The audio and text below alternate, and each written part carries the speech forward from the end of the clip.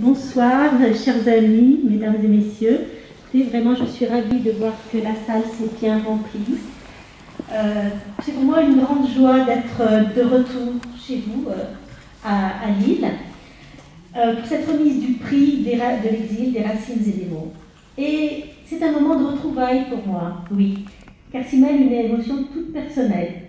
Il y a 3 ans, dans une époque, on pourrait dire, proto-historique, proto-covidienne, j'ai eu la chance d'être lauréate de ce prix. J'en suis très fière. Et aujourd'hui, eh bien, j'ai l'honneur de présider le jury. Un jury qui est composé de Marie-Thérèse Gaudin, qui représente la voix de l'association, Louis Salard, Massao Mascaro, Giuseppe Mucciante, qu'ils soient remerciés pour leur travail et pour leur sagacité, leur sympathie aussi. Nous avons eu des échanges très très cordiaux pour déterminer, trouver notre lauréat. Bien, me voilà présidente donc aujourd'hui du jury et l'usage veut que je vous délivre un petit discours. Des mots, usés, certes, mais ne le sont-ils pas tous, comme les galets de rivière, usés, mais toujours neufs, et prêts à bâtir des fondations et des maisons. La librairie VO et l'association des amis de VO ont édifié une maison dans un territoire sans frontières, la maison littérature. C'est un domaine hospitalier qui accueille des romans français aussi bien que des romans étrangers, dans une joyeuse égalité. Et ça, c'est sa première spécificité, l'ouverture. La seconde caractéristique de ce prix, dans la ligne droite de la première, est la générosité. Et nous ne sommes pas ici ce soir seulement pour attribuer un prix, pour désigner un lauréat. Nous le ferons, hein, pas d'impatience, mais bon, il faut bien maintenir le suspense. Mais j'aimerais auparavant saluer tous les auteurs de la sélection. Nous avons eu 5 beaux romans, aux histoires singulières, en rapport avec des zones géographiques aussi variées que le Liban, l'Algérie, l'Allemagne, la Roumanie, le Congo. Mais tous chargés d'émotion et de sincérité. Je crois qu'il est important ce soir de les nommer tous. Nous avons eu La discrétion de Faizagen chez Plomb, Mauvaises herbes de Dima Abdallah chez Sabine Vespizer, Le tailleur de Rélizane d'Olivia Elkaïn chez Stock, La mer noire dans les grands lacs d'Annie Lulu chez Julliard, et enfin, Seul homme de la sélection, mais il en faut bien un, Pierre Jarawan avec Tant qu'il y aura des cèdres, traduit de l'allemand, et chez Héloïse d'Ormesson. Alors le prix des racines et des mots questionne l'exil par le biais de la littérature. Rien d'étonnant à cela, car les deux ont partie liée. On le sait, depuis l'Odyssée, le roman fondateur de la littérature occidentale, Ulysse est la première figure de l'exilé. L'Odyssée est le récit d'un retour sans cesse différé vers la patrie. Et ce poème dit la nostalgie. La nostalgie, étymologiquement, c'est la maladie du retour. Donc l'exil est un thème littéraire des plus féconds. Et on le voit aujourd'hui, avec le prix Nobel qui est attribué à Abdulrazak Gurnah, écrivain de l'exil. C'est un Tanzanien émigré en Angleterre qui écrit sur les exodes africains. Mais personnellement, je crois que l'écrivain est ontologiquement lié à l'exil.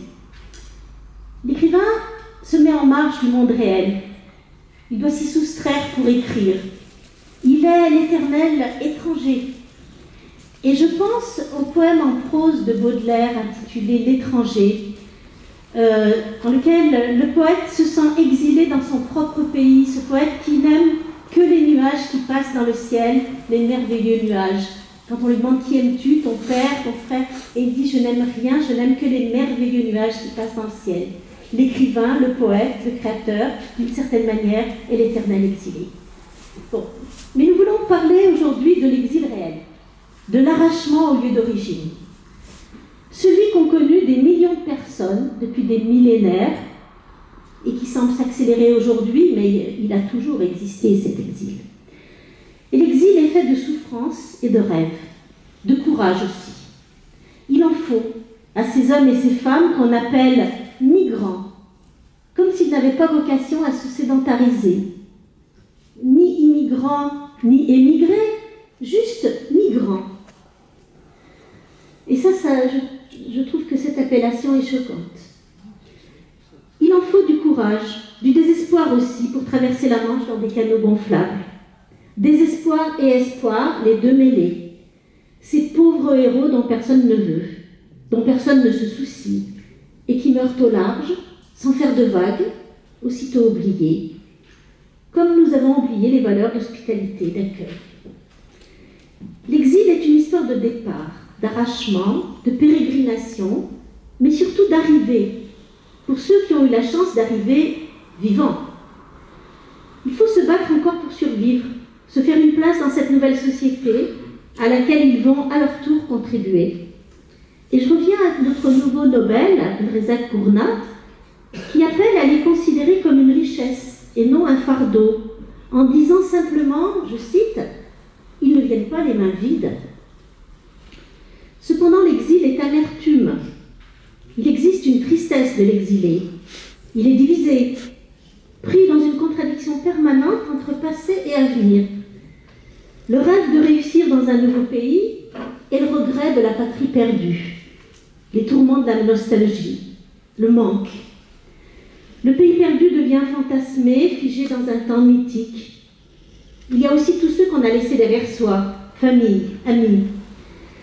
Les déplacés ont le sentiment de n'être jamais à leur place. Étrangers dans le pays d'accueil, étrangers quand ils retournent au pays d'origine. En espagnol, pour dire exilés, on dit los desterrados. Étymologiquement, ceux qu'on a arrachés à leur terre, les déracinés. Et l'exil est bien sous le signe de la perte. Perte de la terre, perte des origines, perte d'un univers et, partant, perte du sens. L'exil est une blessure qui ne se referme jamais et qui se transmet aux générations suivantes. Citoyens d'origine étrangère, on est aussi, qu'on le veuille ou non, les enfants de l'exil, et je m'inclus dans ce on. Étant fille de réfugiés politiques espagnols, j'en sais quelque chose. On n'est pas seulement à cheval sur de pays, de cultures, de langues, de manière d'être au monde, ce qui est plutôt une richesse, mais on hérite d'une histoire douloureuse. Même si elle peut être niée ou occultée, elle ressurgit un jour, comme une énigme d'avant notre naissance, la tragédie qui préface nos vies. Et je reviens au roman de la sélection, c'est ce qui frappe dans notre sélection. Ce sont des récits de la deuxième génération, qui a souvent réussi, mais qui aura à résoudre cette énigme de l'exil des parents, à tenter de s'en guérir. Au besoin, en refaisant tout le chemin inverse, en retournant au pays d'origine, aux racines, dans une quête d'identité obsédante. Cependant, notre prix ne couronne pas un documentaire ni une autobiographie, mais un roman. La fiction comme voie vers la vérité. Le mentir vrai d'Aragon. L'œuvre qui sera primée ce soir sera celle qui aura établi le meilleur contact avec le lecteur. Un contact émotionnel et intellectuel à la fois. Car le roman, de la manière la plus simple du monde, le roman est cette voix qui nous parle dans la tête, qui met en suspens le temps de la lecture, le monde réel qui nous environne. Le roman s'adresse ainsi à chacun de nous. Et s'il parvient à nous émouvoir, si ces personnages de papier deviennent plus familiers que nos proches et ceux que nous côtoyons au quotidien, alors il se rend inoubliable. C'est en quoi le roman possède une dimension fantastique. Il parvient à nous hanter. Et vous savez que même s'il ne s'agit pas d'un texte autobiographique, mais de pure fiction, le roman, comme disait l'écrivain argentin Julio Cortázar, reste toujours, je cite, j'aime beaucoup cette phrase, un autoportrait d'où l'auteur aurait eu l'élégance de se retirer. Les auteurs nous ont donné ce qu'ils avaient de plus profond, ce qui les constitue, ce qu'ils ne donnent même pas à leurs proches. Et voilà qu'ils entrent chez nous, le temps de la lecture. C'est sans doute cela la merveille. L'enchantement de se trouver si proche, lecteurs et auteurs, dans l'amitié des livres. Enfin, voici le moment d'annoncer le titre du roman lauréat, choisi car il nous a semblé le plus puissant, le plus original, le plus brillant, n'ayons pas peur des superlatifs. Bref, celui qui aura le privilège de nous hanter cette année. Et je veux parler de La mer noire dans les grands lacs d'Annie